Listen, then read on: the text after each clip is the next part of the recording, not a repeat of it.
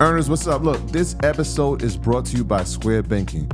Square is built for all types of businesses, from the corner bagel shop to the specialty market with thousands of unique items. With Square Banking, growth gets easier. And with a free Square savings account, you can automatically set aside a portion of your sales for upgrades, taxes, and those slow seasons. Square makes it simple to get approved with a Square loan based on your actual business performance. So go to square.com/go/EYL to learn more about how your business can grow with Square.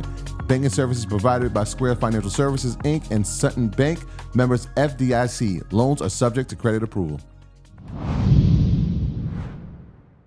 All right, guys, welcome back. This is a special episode of Earn Your Leisure in collaboration and brought to you by the good folks at Square. Yeah, our good friends over there. Yeah, so usually we talk to one entrepreneur, maybe two, but we're breaking the mold. This is going to be four entrepreneurs simultaneously in a panel-style discussion, but something that's vitally important. You know, we're going to talk about funding challenges and being a female entrepreneur, the perspective that all of these women have. I'm interested to hear. So it's going to be a very interesting conversation. I'm pretty sure of it. I'm inspired by it, right? We support our women. We love our women. To see them all have different perspectives that come from different businesses, but have some commonalities and experiences is going to be something that's eye-opening for us, for sure, as men, but for the audience as well. So I'm happy that y'all are here. I'm excited to get this conversation started. So Mariah, Alethea, Angel, and Kika, if you're familiar with Earn Your Leisure. You may have seen her before. Yeah, for sure. Hakika Wise you were on, what was it, 16? No, I'm gonna get both of y'all right now. It's 35. 35. Try to remember. 37. I knew it was in that 30 range. Thanks, Ab. So thank you all for coming. Appreciate it. Yes. Thank you So for having us. we're going to have, like I said, we're going to mix this up. But for the audience, I mean, I could do it, but I think nobody tells their story better than the person that's actually went through it. So can you just tell your business and bring us up to speed if the audience is not familiar with you guys? Yeah. So I'm Mariah. I'm from Jayida Ché. I'm one of the co-founders and owners. I'm here with my aunt. I'm Alethea. So it's an auntie niece business. We're based in Atlanta, Georgia. We blend our own teas. We make them from like our kitchen tables. So the things that you're getting real ginger, you're getting real spices, flavor infused into the tea blends. And Jayida Ché means good tea. So we're trying to make sure that the tea does good for your body, but also it's bringing good vibes to you as well too. Yes. Jayida Ché. Jayida Ché. Jayida Ché. Tell me about the name.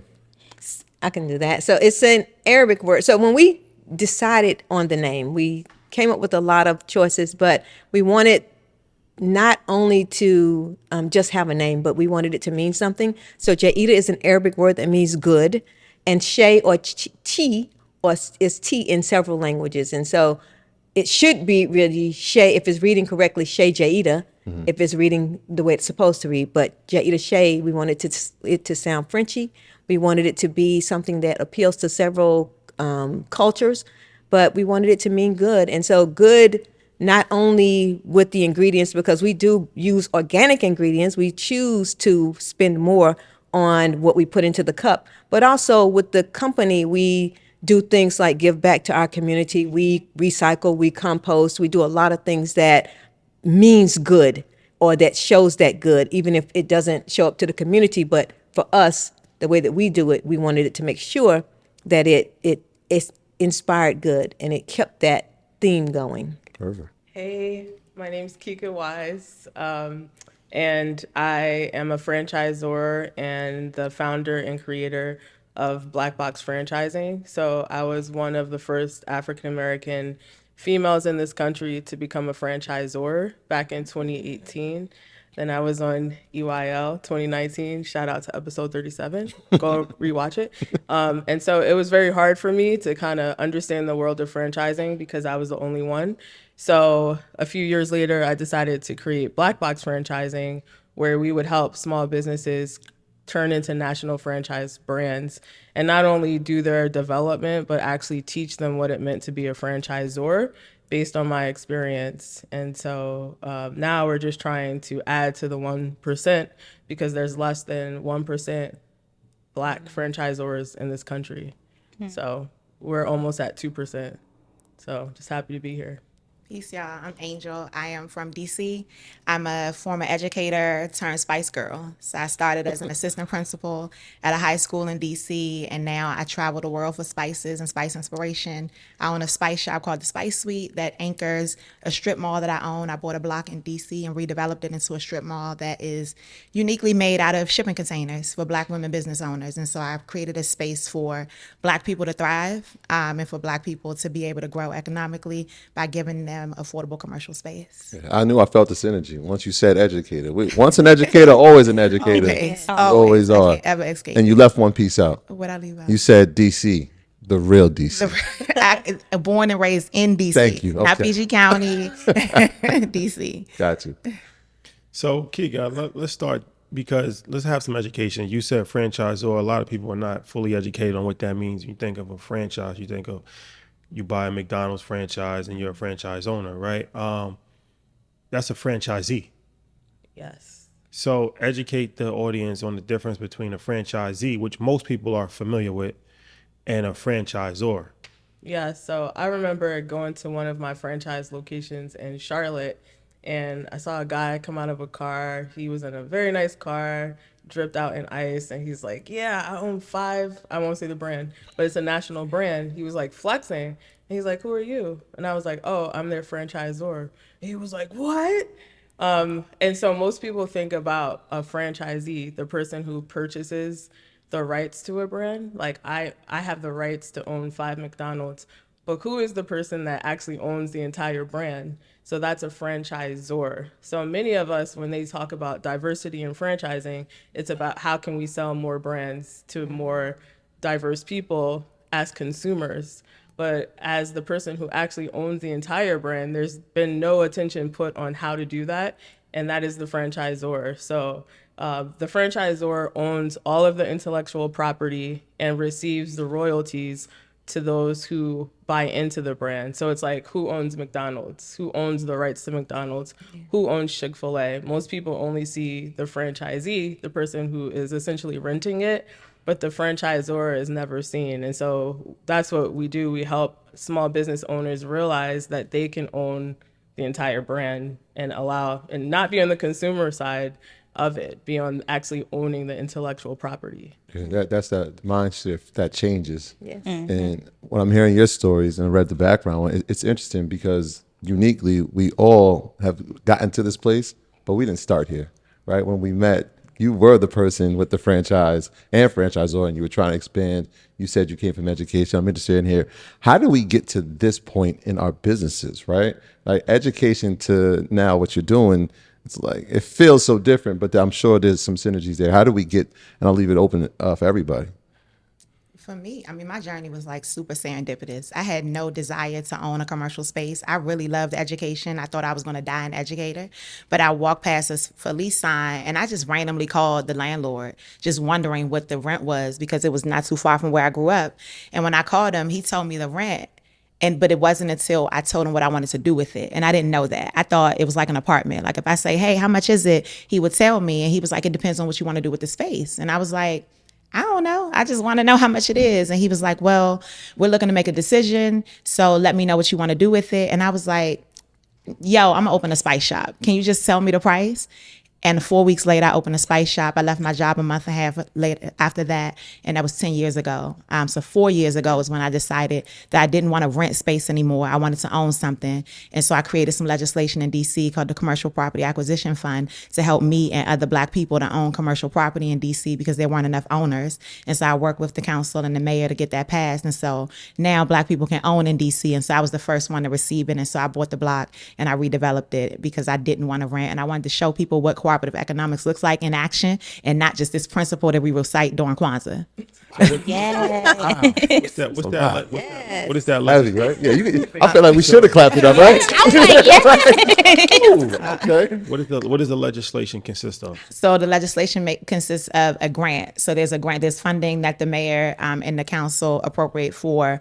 It's almost like the first time home buyers programs that they have in a lot of cities. And I met with one of the council members and I'm like, yo, why don't we have have something like this for commercial property ownership. We have first-time home buyers programs in practically every state in this country, but people need to own, Black people in particular need to own commercial property, and there's so many barriers to it because it's just a lane that we don't fully understand. We always talking about home ownership, but that might not be the path for everybody. But when we talk about these commercial spaces, the leases, it just gets so expensive that we probably need to start talking about ownership more often. And so that legislation consists, it's changed since I started it. But when I started it, it was simply just money for down payment assistance. Now it's money for down payment assistance plus support with all the other things you need to know to purchase. Because when I purchased, I was kind of the guinea pig, right? And so because of the size of the development of the property that I did in DC, I created a strip mall, right? I said that part. But because it's a strip mall, it triggered so many regulations I was unaware of. Like I had no idea that I would be responsible for bringing the public space up to code at my expense. So I had to pave sidewalks, I had to plant trees on public space, I had to create an underground storage water system under my property. And so now that legislation means you also get assistance with navigating all the systems that have to play a part in what you're building. That's beautiful. Was there a pivot in the journey here, Mariah, Alethea? Yeah, so I came from corporate. I was in engineering. I studied engineering, architecture, physics, those things, and I worked in that field for about 25 years. And I'm also education. I have a master's degree in adult education, so I'm a college educator. And in particular, I went into counseling at the college level because when I was in college, I went to, I don't guess I have to say the name of the school. But anyway, I went to college and I wasn't treated very well. I looked just like I look now. I had on a scarf. I was this dark going to a engineering school in Georgia, and I wasn't treated well. I wasn't given assistance. I was just overlooked and was left to just struggle through, and that's exactly what I did. I started out at Clark Atlanta University, but I transferred because I was on a dual degree engineering program. And so it was hard. And I knew I finished that degree. I did that work. But I also went into business and counseling, got a degree in business. And then I went back and got a master's degree in adult education because I wanted to help students that not just look like me, but students that were struggling to make it through that system to not struggle and not mess up their money and not have a way to not complete their goal. And so I was in education, I was counseling, I was teaching students how to make it through college. And this person came to me and said, Auntie, when I was 8 years old, you promised me that you was going to open a tea shop. Are you going to keep your promise? My name, Alethea, means truthful. And when I was about 8 years old, my parents said, you have to lean into that. You have to be truthful. So I said to her, okay, yes, if I said it, I'm going to do it. So I left my corporate job. My children were all adults at that point. And I left my corporate job, cashed out my 401k, and I told her, if I'm going to do it, you're going to do it with me. And that's how we started Jayida Ché. Now, she has a different story, but I was about to say it's a different story. She doesn't listen to my side, but I did start this 3 days before I turned 25. And so I'm from Atlanta, born and raised in Atlanta, the real Atlanta, not outside the perimeter, let it be known, off of Campbellton Road. And so with that, though, like growing up my whole life, my dad, my family are all entrepreneurs. That's how he provided for our family. We was able to live like a very just a comfortable lifestyle. And with that, I worked for him right out of college to say, thank you for paying for my degree. I'm going to give you 2 years. And I quit. And I said, I quit. I'm done working for you. I got to find what I want to do.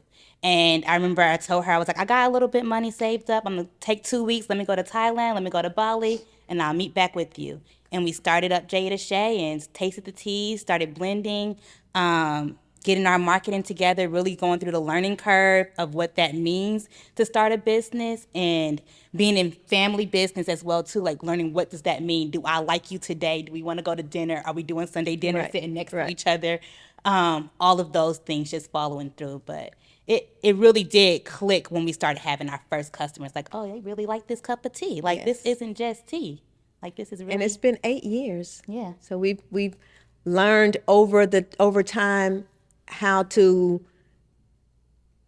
engage our customers. We've learned what our customers want, and we're using that the platform of Jayida Ché to continue to connect, because that's something that we were taught in our families, to connect and to do good and to give back and those kinds of things. And so it is not only just us selling tea, but it's us just continuing to live the legacy that our parents taught us. So one thing that you guys have in common is brick and mortar businesses, right? The strip mall, stretch studio, tea shop. Talk about the challenges of that in a world where increasingly everything is going online, especially, going through COVID and different things of that nature. So what are some, challenges as far as having a brick and mortar? And then what are some, opportunities that you have in a brick and mortar that you don't have online, as far as developing personal relationships and people becoming, a part of your daily routine, stuff like that. So I'm interested just to hear everybody's perspective on that. Yeah. I'll start. So we have a brick and mortar and we have online, and our brick and mortar does more revenue than the online. And that's one of our challenges. We really want the online to do what the brick and mortar is doing. But I think we really appreciate that interaction. I think because we're social people. And so we appreciate the interaction. As a business owner, though, we want that online. We want those people that are anywhere, wherever they are, to purchase from us. But also, we want to be making money while we're sleeping. And when we're traveling, when we're here, we want money to be made everywhere. So it is about that for a bottom line for a business is making money. Of course, you have other goals, but it's making money. And some of the challenges that we're experiencing as far as brick and mortar is definitely you're dealing with different people. We even just having a team, just having a good team and keeping a good team is one of those challenges as well. Even revenue, just having funds to be able to keep the business going. There are times when, like right now, we're about to go into tea season. What we call tea season is the colder months, and there are certain things that we need to do. We need to buy in bulk, and so just having the funding to be able to do that. And there are ways that we've used Square funding, we've used other funding mechanisms and opportunities to just offer small amounts of money. We still own 100% of our company, and that's intentional because this is a legacy building business. This is something that we intend to pass down through generations and generations of our family. I want you to add. And I wanted to add, though, like one of our main things, like having a brick and mortar allows us to connect with our customers. So with that, we are able to physically connect. And one of the things that we have to do for our online business is making sure, how do we connect with them? And so we came up with recipe cards. We do workshops as well too. So we try to make sure that we do in-store workshops where we do complimentary detox classes, because a lot of times people say, oh, I drink tea for wellness. And so really expanding people's knowledge on when to drink tea. Early we asked, like, do y'all drink tea? When do you drink tea? And people tell us, like, oh, I drink it when I'm sick, or I drink it if I need this tea to do XYZ. But we're like, just drink tea for like to cool down, for your vibe, for anything that you have going on. Tea can meet you where you are.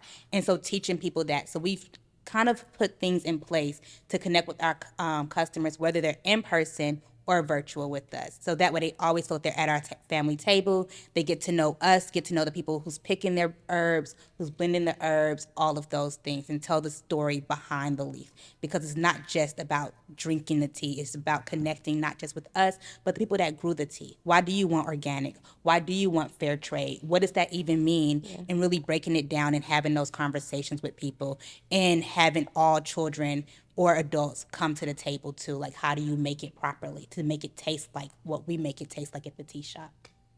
So for us, one of the biggest challenges with a brick and mortar space is just like the operational costs, right? Like, there's so many things. You got to pay staff, you got to pay rent, you got to pay all the utilities, and usually you're doing that and maintaining those same bills at home. But we were able to overcome that pretty early on. I created a business model called Back and Forth, which is the idea of going back and forth with Black people to sustain a brick and mortar business. And that kind of happened accidentally. I would open my space up for pop-up shops for Black business owners. I would just say on Instagram, like, yo, if you have a product that that's handmade or uniquely sourced and you're Black, you can come and pop up with us for free. And I didn't know that was a big deal. I thought other people were hosting free pop-up shop spaces until people would come in droves and they're like, yo, there's no fine print. And I'm like, no, just pull up and sell your stuff. Whatever money you make, you take. And so I started doing that. And then out of that, there would be these women, ironically, we welcome men and women, but these women would come to me and say, hey, can I pop up again? And again and again. And at some point I was like, okay, look, my son has a hockey game. So do you mind running the store for me while I go to the hockey game? You can pop up, but you just check out my customers for me. And they were like, yeah, I would love to do that. That's easy. And so I started doing that. And I was like, I wonder how many other Black people will go on this journey with me where I give you a space to pop up regularly. Because if you don't have a brick and mortar space and you sell something like candles, people want to smell it. They don't want to just go online with your new brand they've never heard of and buy your candle. So you need a space, you need a home. And so I can give you a home. I just need your time. I need you to come and run the store for me. And so I would do these interviews early on and I would talk about these pop-up shops I was hosting and this thing I was doing. I got a call from the U.S. Department of Labor's legal department. And they were like, hey, so we heard that you are bartering with Black women. I said, you use the word barter. And I was like, yeah. And he was like, well, we don't see anything reflected in your relationship with the IRS that shows a barter. And I said, because I'm a liar. Because if the IRS is getting involved, then I clearly lied. Because what do you mean? And he's like, no, I'm not trying to trip you up. And I was like, oh, okay, so what are we saying? Okay, now let's get real. Now you speaking my language. Because I don't want problems with them. Yeah. And so he's like, no, tell me what you're doing. And so I explained my model to him. And then he's like, this does not fit into any of the, I think it was 5 employment types as defined by the U.S. Department of Labor. And I was like, well, what does that mean?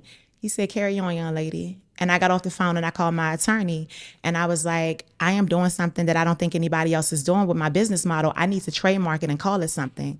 And so while we were waiting for the trademark to clear for years, I was silently kind of calling it back and forth. And so the trademark got approved. And so then I started to publicly call it Black and Forth. And so then when I went on to build a strip mall, I had to come up with a name for that. And I called that Black and Forth too. And so now in order to engage community, we use things like that, like something we wouldn't be able to do with an online space, hosting these pop-up shops. I host Community Business School, which is me inviting community into the space by saying, if you're a Black person who wants to learn something about business, I got homies from Howard, from networking, from everywhere that are willing to lend their time and talent to me. And they come to the Spice Suite. They teach these classes twice a month for free every month. And I let people come and we've been doing that for 10 years. A farmer's market. You're a Black farmer. You grow stuff in your yard, on a farm, wherever. It don't matter to me. I'll use my license to allow you to do this legally here. You take whatever money you make and we host a farmer's market twice a month. It's free and exclusive to Black farmers. So we've been able to build community in so many different ways by simply like showing up and serving community and having fun along the way. And we've hosted over 8,000 pop-ups over the past 10 years. So tens of thousands of pounds of produce in the past 2 years that we've had our farmers market and hosted hundreds of community business school classes. That's amazing. Super innovative. That's Super amazing. innovative. Thank you. Can we talk about the elephant? she- Kika. We can't forget Kika because I'm gonna come back. I'm gonna start with you again. I'll say that since 2020, small businesses have been living vicariously through a lot of the funds that came in, a lot of the silence. That's one of the things I appreciated about the pandemic era, this quietness, being a business owner, having a little break. But what happened after COVID was a lot of major brands decreased their footprint, reduced dramatically their square footage. And a lot of small business owners did not see those things happening in the market, paying attention to what major brands were doing. Starbucks is closing 900 stores. They've gone from these big locations in suburban America to small drive-throughs intentionally because they're selling the same amount of coffee with less square footage. And so what my first business, Kika Stretch Studios, we stretch people. And so when COVID came, I said, what have I done? I've created a whole model based on touching people, and we can't touch people for 3 months. So we started doing online classes. That's not the nature of our business, but I started strategizing, like, how can we do this and not have to pay so much for square footage? So what we did is we did what Starbucks did, what a lot of major restaurants are doing, and just decrease their square footage and creating the same customer experience, but with less square footage, because that's even changed after COVID. Work from home, people are not walking around as much. So the street visibility you once got, it's not the same. And so strategically, as business owners, even now, it's very important to see what the big boys and girls are doing and kind of adjust your model, because if you don't, you're going to be paying for a lot of things that you shouldn't. It's going to, your margins will be out of control. And personally, my first business, we've been able to increase our profit margin. It's now almost 70%, whereas before COVID, it was like 30%. And so now I'm like, all I care about is net profit. I don't care about how much money we're coming in. I don't care about any net profit, and how can we secure a bigger net with less output. Exactly. Yeah. I feel like everybody's saying the same thing in terms of funding and costs. And these are pain points. We know that, and we look at the statistics. I think they're well documented. Funding doesn't come to businesses that look like us, especially women of color. Talk about the experience of having to navigate through that. Operation costs, employees, permits, right? Like inventory, all these things that you have to deal with, they all cost money. How are we doing navigating through that during your journey? Obviously, COVID is part of your business story as well. How have we navigated through that and come out on top? You're talking about new profit margins. This is incredible. How are we doing this? I'll start. Well, so for me, staffing, like you have no business without staff if you're in the service business. And a lot of people don't get that. So for me, for years, I've been strategizing, like, how can I make my staff never want to work anywhere else? So I tried certain things didn't work. I remember being out with my husband on our anniversary, and I got a text, in one of my locations, the whole staff walked out and quit at the same time. And so it's like the duality of life, like amazing things happen at the same time as like crazy things, and you develop strength to get through it. So after that, I'm like, I have to figure this out. I have to slow down. And so developing a compensation model for my staff where they would feel like there is no glass ceiling was super important. I finally got there to the point where staff was like, oh, can I have more hours? Can I work more? Can I do this? And so for me and that service business, and the same for Blackbox Franchising, like, how can we make it so the staff never wants to leave? And everything else we could figure out because our team and our foundation is strong. And that's the most important thing. Mm-hmm. Yes. For me, the only major financial challenge that I ever came up against was when it was time to acquire the property. It was a $1.3 million acquisition. It was supposed to be an $800,000 renovation, because we're talking some shipping containers and renovating an old tow truck company on a huge lot. And then DC government got involved, and the electric company and gas company and, DDOT and all these agencies. And what was supposed to be $800,000 turned into a $2.3 million renovation. And so that's when I was like, okay, now we've tapped out. Because I was able to do, the first $1 million, I spent my money. I spent my $1 million to be able to fund $1 million of the first $1 million of the renovation. And then after that, I tapped out with all the things that we had to do, the soil remediation and the paving sidewalks and planting trees and all that. It just got overwhelming. And for me, I tend to tap into my activist side, right? So part of my work is an activist in DC. And so I called on the council members, and I was like, I hadn't told anybody publicly what I was doing yet, what I was building, what I was working on. But I sent a text to the council, and I was like, yo, look, I don't really ask DC for a lot, but I do a lot for this city. And so this is the time where I'm gonna just have to flex a little bit and let you guys know how many businesses I've helped. I put my numbers up against DC government when it comes to how I support small business and show up for Black people in the city. And what I'm about to do is going to be able to help so many more people. I need $1 million. Basically what I'm asking is for $1 million. And it's so crazy because for Black people and for small business owners, that sounds like so much money. But when Walmart and them come into the city, that's nothing. Like, that's so small. And like, they ask for that and tax breaks and all sorts of incentives. And the cities, not even just DC, the cities give it to them. And so I think we just got to get better about positioning ourselves to be able to ask government for what we deserve. But you also have to be in a position to do that, right? Like, everybody can't do that. I've built enough of a reputation in DC to be able to do that and to be able to text council members, right? Like I know my council members, they know me. And I sent out a text and I was like, y'all, I need $1 million. And I need it, meaning I don't have time to apply for a grant. I need you guys to approve some emergency legislation to be able to get this money to me because this is what's happening on the project and I need it. And it unanimously passed. Every single council member voted yes. The mayor signed off on it. Within about 45 days, I had the $1 million to finish the project. And outside of that, I hadn't had any financial troubles. I didn't grow up with money. Like I grew up, with my parents on drugs. My grandmother and grandfather raised us, brothers doing life in prison. Like I was taught you don't owe people money. So credit cards were wild to me. Like I can't owe these people money. If I don't have it, I don't have it. And so I always had that mindset. And I've, of course, switched that just very recently. Switched that. Like it's a poverty mindset. You know what I mean? For a lot of people. She's been watching Leisure. I knew what to say. I knew not to perpetuate that.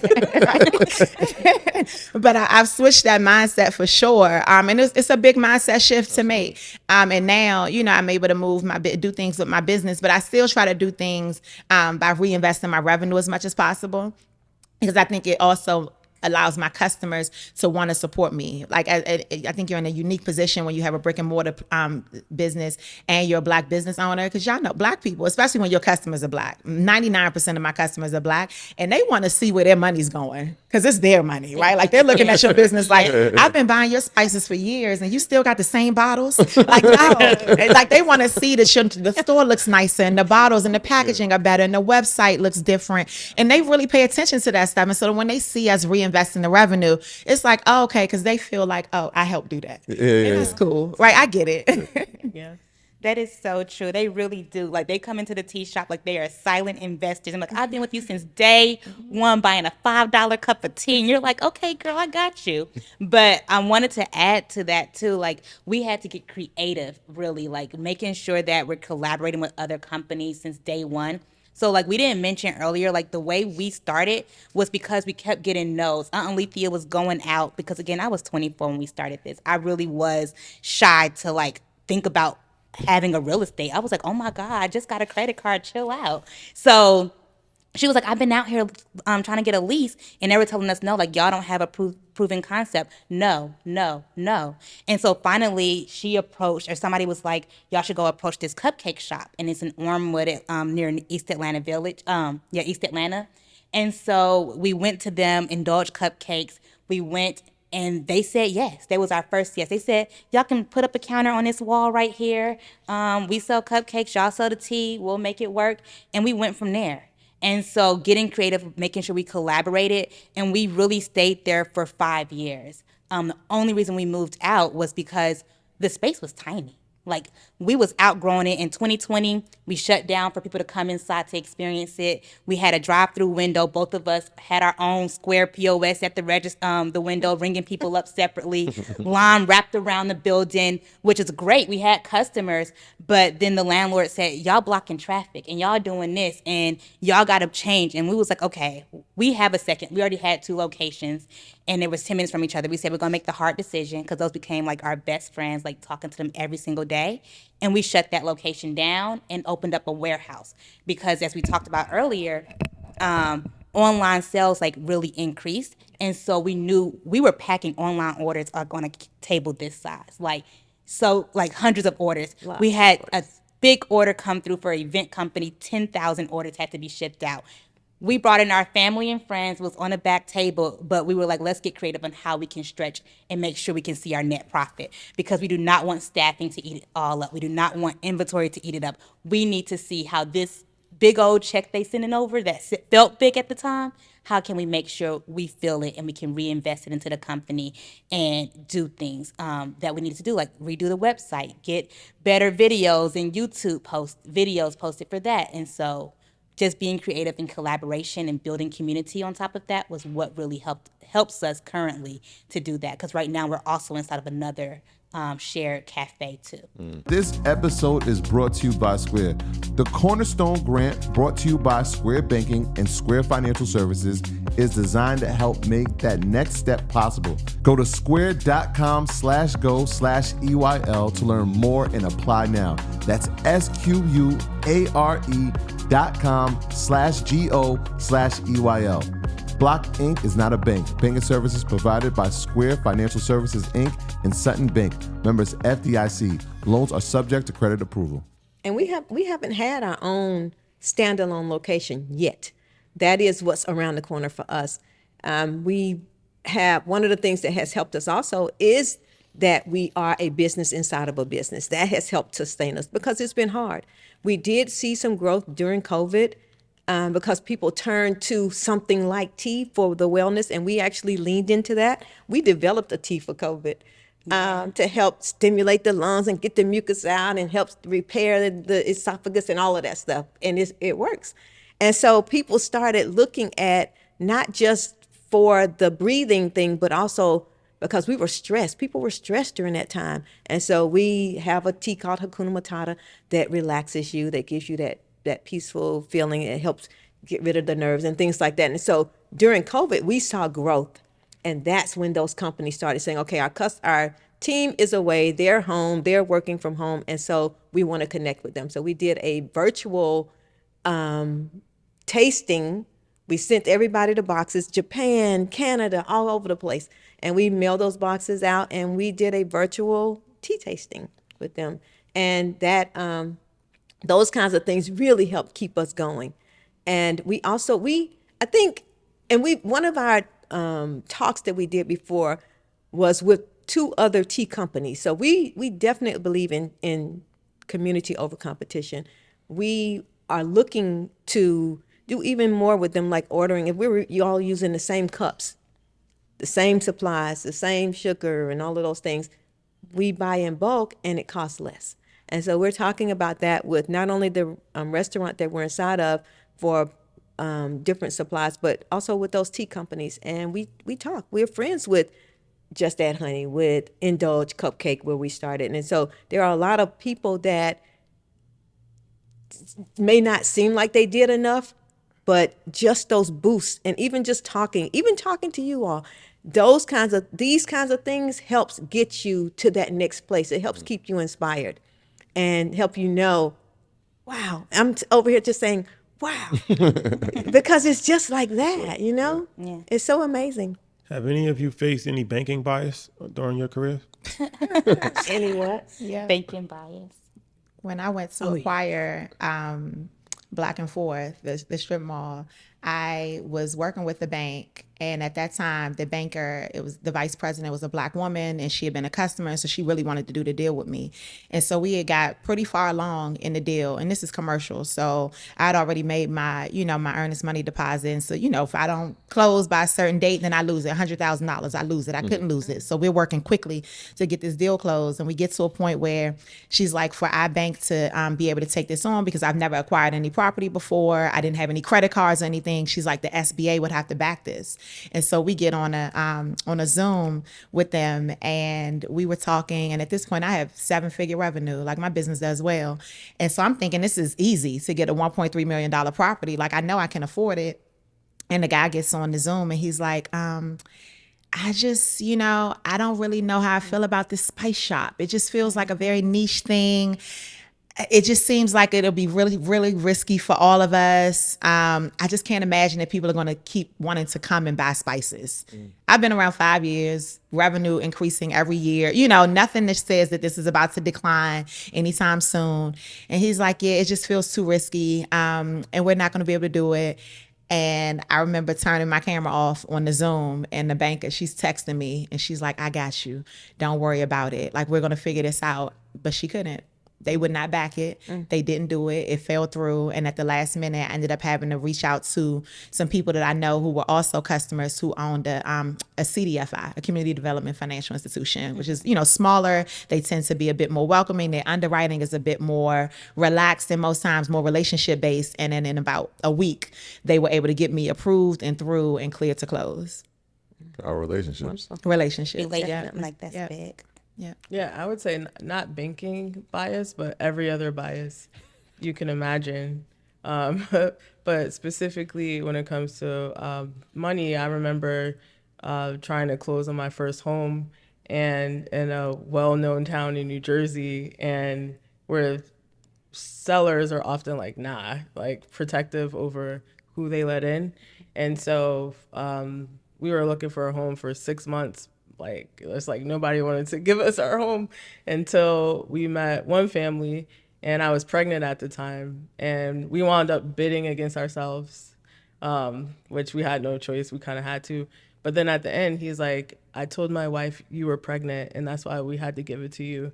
So that was like the only thing that kind of got us in. But in that town, there's not a lot of diversity, and it's kind of like an unsaid thing of just people saying yes and no to the certain type of people.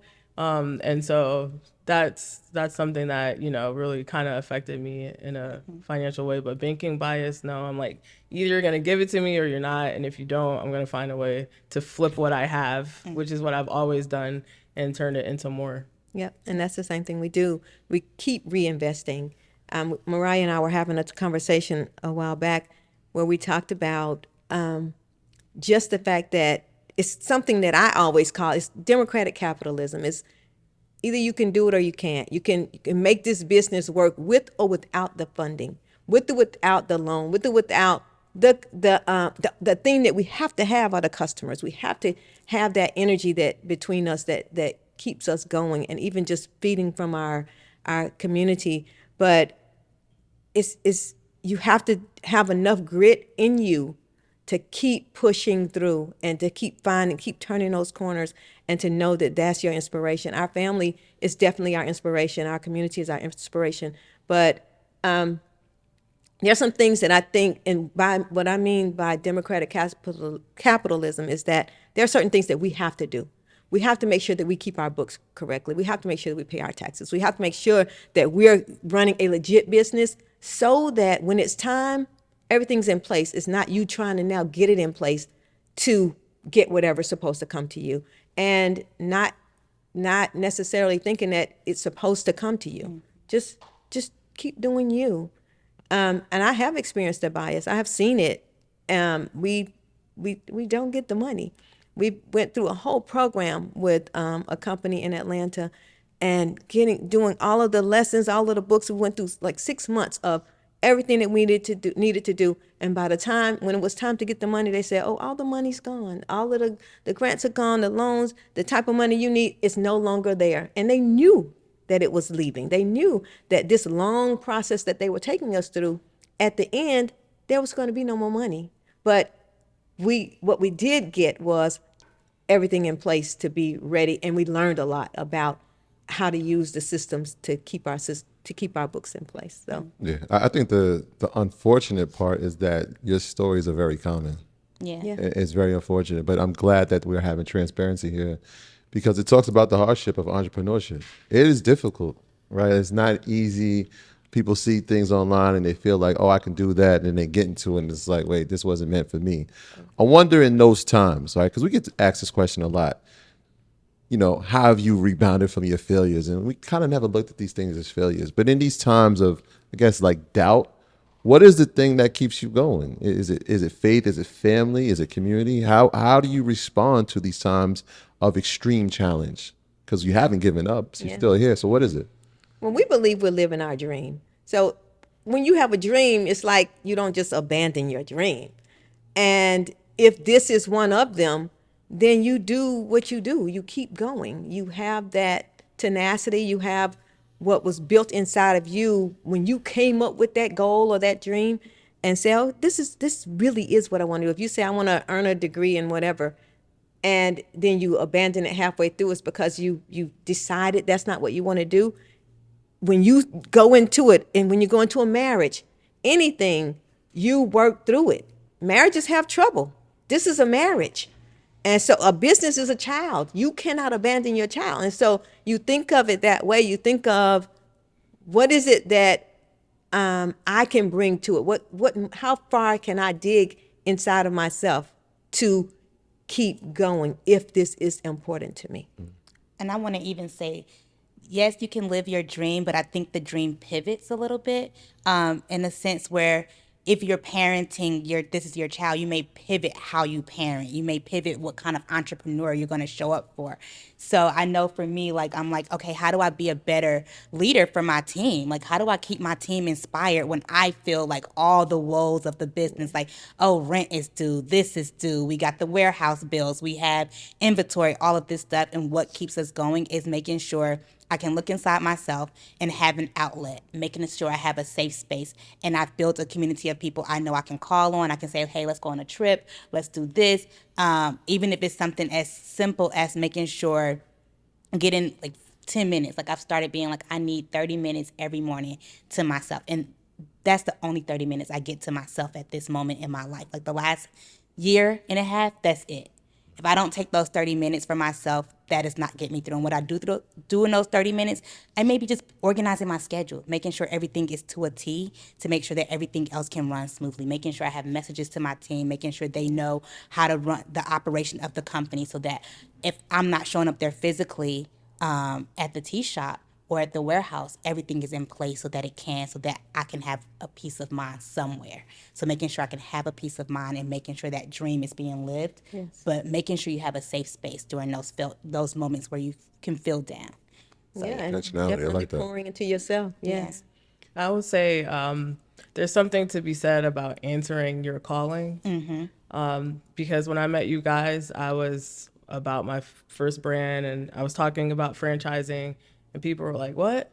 And then I realized no one knew about franchising. So I even had one of my mentors at the time who was like, Kika, don't worry about them. Don't try to teach them. Just focus on your own brand, your own franchise. And I was like, I saw it as opportunity, like, oh, you've been gatekeeping. And so for me, it was a very tough decision because as a franchisor, I could open 200, 300 locations, but that would prevent me from what I now know was my calling, which was creating Blackbox Franchising to be a gateway to others. So it's like shifting all the attention from yourself to shifting it to helping other people is a big thing. And once I answered the calling, you know, the rain, everything, the sun came out. It's like, finally, girl, like I've been trying to talk to you your whole life. But I'm a believer. I believe in God heavily. And there's something to be said about being a visionary. We're all visionaries here. And one of the hardest things is when people question your vision. When you have team members, when you have friends and family who are like, what are you doing? Like, who, you know, talk about you and your vision and what you see, but you have to understand it's a calling that was given to you. So why would anyone else, how can you rationalize that to anyone else? So when I have those moments of doubt, I remember what my calling is, what my purpose is, and I bring it back to God instead of rationalizing it with humans. And I find that helps me keep going, knowing what my calling is and what my purpose is. From a standpoint of technology, right? I'm interested to know like how you guys are adapting to technology and how it's changing, you know, your business models. That's you, Mariah. that's me. Okay. So I consider myself the oldest one around here. And as you know, older people don't like that stuff. So She calls me for everything. she had to help me. How did I have to Check do my... in to the airport. Check in. Auntie, here go your ticket. But we do lean into technology and AI and all of that. So one thing that we recently did was we talked about earlier, y'all asked us like, how do we bring our brick and mortar or our company to like our online? So people, when they walk in a tea shop, we can say, what do you want your tea to do for you? What's the vibe? What's the flavor? All of these things. Where do you want to meet you? And we can talk about that. So now we have on our site just as simple as a little robot that says, okay, click these little buttons, and it'll tell you the first 5 blends that you need to go purchase. And that has helped us. One, it has increased the sales so much. We can go back and be like, wow, like they actually bought this extra tea, and they'll offer another discount, and leaning into it to allow technology to be a part of it and take things off our plate. Because if we think about it, we've talked about staffing, we talked about operation, and AI offers where you can take some of this off your plate. So we don't have to build every landing page. We don't have to write every little description or do all the little minute things and online orders. Click the buttons and use it. We don't need to email every person back. You have a little assistant right there that comes with your Gmail now if you're using Gmail Suite, and it'll do it for you. Like leaning into it, learning it, and just taking time to allow those things, and that takes up having to hire an extra person for it. That has really helped us, and then I just have to train her to know how to use those systems so that they're effective for us. So that's one way that we have used it. But yeah, And our whole team they're all young, and we have Square, and they teach me how to use the Square. My team teaches the owner how to use the Square. And so That's Square. the Square, the system. And so, Yeah, sounds like auntie. but then when I learn it, then they change something. Yep. And so they moved the button, this one right here. So I'm getting Mariah it. So, said that's an update. no, seriously, y'all. The line will be out the door. On Friday, it was me and her working. It's us two, because we let our team have summer breaks. We told them, like, y'all get y'all mental health. You want to take 2 weeks here? You want to take 2 weeks? We'll be at the shop. So I made it was an update. And she's like, I'm going to be on the register today. Okay, then, auntie, you be on the register. I'm going to be in the back of the house. I'm making drinks. You taking care of the people up front. She's like, well, can you come help me with the register? And I'm like, okay, so I got you with the updates. But it makes it fun. Yeah. And it really does grow the company, because when customers walk in, one thing that surprised us was, like, they walked in, they saw both of us, and they were like, oh my God, I'm starstruck. And we're like, no, we out here hustling. Like, we got it in us. You're going to see us doing every position at this shop. Somebody want to call out, we are there to show up. So whether or not we use technology, some things we can't replace technology for. We can't replace our personalities. You're going to get that, but we can't replace it. But you're going to get us when you come to the shop. Love it. You're going to get us online and all of that. We're low tech over here. Well, I mean, we have, like kind of the same like Square point of sale system set up. We use the mobile ones for our, the pop-up shops.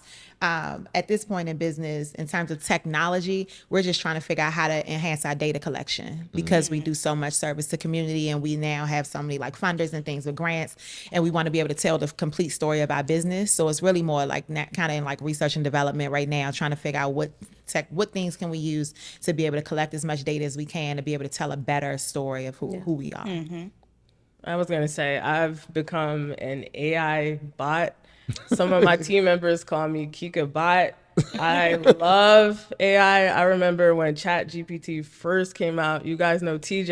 Yeah. Me and TJ were on Zoom every single day, like playing with prompts, like when it first came out. And so now he's like, hey, look what I did. I'm like, how the did you do this? Like, so for me, it's helped. It's like the kryptonite that I needed. I think as human, this sounds so bad. I'm sorry. Shout out to AI. Shout out to Square. But it's actually made me like a super woman, because the things I lacked, now I can get from AI to attach to so like as a creator, I'm creative. I can create a business from scratch. Strategy I can create from scratch. But how do I make sure this strategy is going to lead to millions? Oh, that's a prompt. Make sure it leads to millions. And actually, that's what I did. I built Blackbox Franchising using ChatGPT prompts. And I reverse engineered. So this is how much I want to make the first year. Now, how do I do this? Give me all the steps. I followed the steps.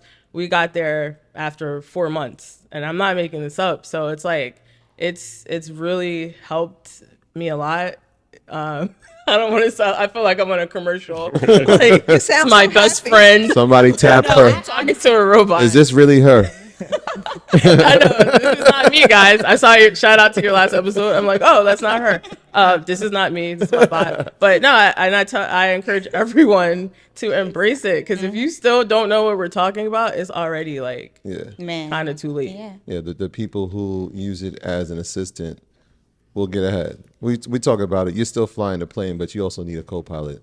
And what your story sounds like is like you got the perfect co-pilot. Oh man! So now that you can fly the world. If the screen could drink coffee with me, that's all that's missing at this point. That's next. Yeah, robot. I'm listening to your stories, and it's interesting because with all the knowledge that you have now, all the experience that you have now, I wonder what's the 1 or 2 things that you know now that you wish you would have known when you started, right? Like through all of this, we had the world shut down. We've pivoted in our careers. We got some technological advances, right? We understand updates. What's 1 or 2 things that you're looking like, man, I wish I would have knew that. Things would have changed if we knew that. Fine. Okay. The speed of execution. So I created my first brand when I was 25 years old.